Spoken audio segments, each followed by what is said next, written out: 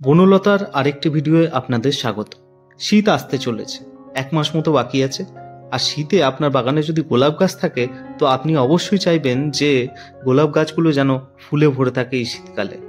তাই শীত আসার জাস্ট একটু আগে কিছু কাজ আপনাদের গোলাপ গাছের জন্য করতেই হবে।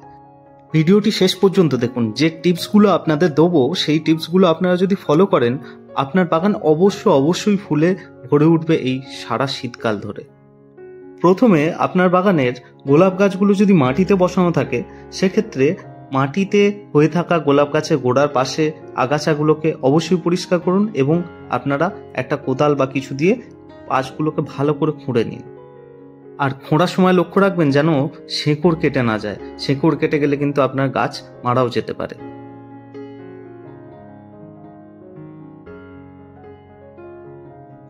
বাগানের প্রত্যেকটা গোলাপ গাছের গোড়াগুলোকে এইভাবে গোল করে চারদিক দিয়ে বেশ খুঁড়ে নেবেন এবং এরপর এতে দিতে হবে আপনাদের ভালো জৈব সার। রাসায়নিক সার অকারণে প্রয়োগ করে মাটি নষ্ট করবেন না। এই জৈব সার একটু ভালো কোয়ালিটির জৈব সার আপনারা কিনবেন এবং সেই জৈব সার আপনারা মাটিতে প্রয়োগ করবেন। এই গর্তগুলো বরাবর আপনারা গোল করে জৈব সার দিয়ে দেবেন।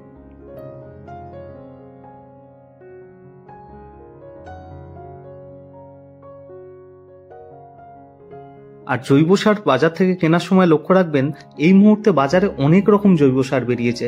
আমাদের এখানে জৈব সার 8 টাকা কিলো থেকে পাওয়া যায়, কিন্তু একটু ভালো কোয়ালিটির জৈব সার দেবেন। ভালোভাবে গোল করে জৈব সার দেওয়া হয়ে গেলে পরে আপনারা একটু শিংকুচি অথবা শিং ডাস্ট বা আপনারা বোন মিল ছড়িয়ে দেবেন। এর পরের স্টেপে আপনারা দেখবেন গাছের কিছু পাতা শুকনো হয়ে গেছে, কিছু ডাল শুকনো হয়ে গেছে, কিছু ফুল ধরেছে, কিছু কুঁড়ি ধরেছে। সেই কুঁড়ি, সেই শুকিয়ে যাওয়া ডাল, সেই শুকিয়ে যাওয়া পাতা এগুলোকে আপনারা ভালোভাবে ছেঁটে দেবেন। এই মুহূর্তে আপনারা বেশি হার্ড প্রুনিং করবেন না, আপনারা সফট প্রুনিং করবেন। প্রুনিং করার একটি ভিডিও আমাদের চ্যানেলে আছে, সেটিকে দেখতে পারেন।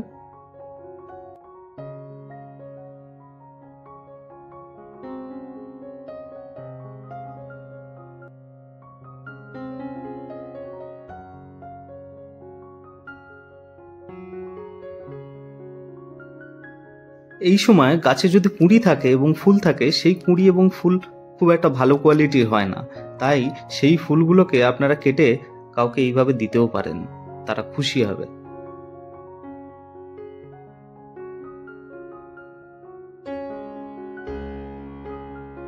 প্রুনিং হয়ে গেলে পরে আপনারা ওই কাটা জায়গাগুলোতে ফাঙ্গিসাইড দিয়ে দেবেন। গাছে জৈব সার দেওয়া হলো, প্রুনিং হলো। এরপর আসি 3 নম্বর টিপসে।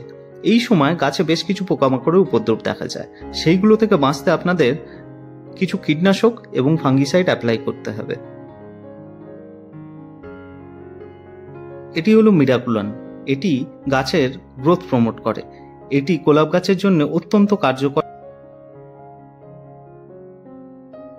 এবার পোকামাকড়ের হাত থেকে বাঁচার জন্য আপনাদের ইউজ করতে হবে একটি ভালো ইনসেকটিসাইড। আমি এই কাকা ইউজ করি কারণ এটি একটি ভালো ইনসেকটিসাইড এবং গ্রোথ প্রমোটার।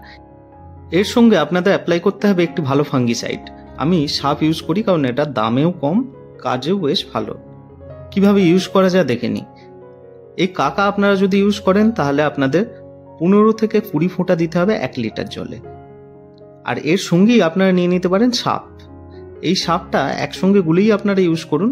এটা মোটামুটি 2 গ্রাম 1 লিটার জলে আপনারা দিয়ে গুলে নিয়ে স্প্রে করবেন। এবার আসি মিরাকুলানের কথায়। এই মিরাকুলান কিন্তু একসঙ্গে গুলে স্প্রে করবেন না।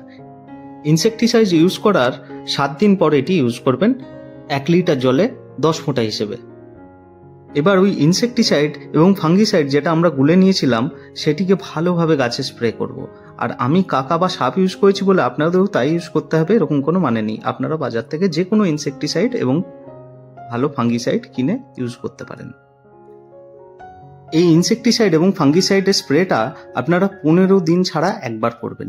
মাত্র 2 বার করলেই ফলাফল পাবেন। আর তার মাঝে একবার শুধু মিরাকুলান স্প্রে করে দেবেন। এই টিপসগুলো তো ছিল মাটির গাছের জন্য, কিন্তু টবে যে গাছ বসিয়েছেন তাতে কি করবেন? টবের গাছগুলোতে একই জিনিস করবেন। স্প্রে এবং মাটিতে আপনারা জৈব খাবার প্রয়োগ করবেন। আর যদি প্রয়োজন মনে হয় একবার হালকা করে রিপোর্টিংও করে দিতে পারেন। আশা করি ভিডিওটি ভালো লেগেছে। ভালো লাগলে অবশ্যই লাইক এবং সাবস্ক্রাইব করুন।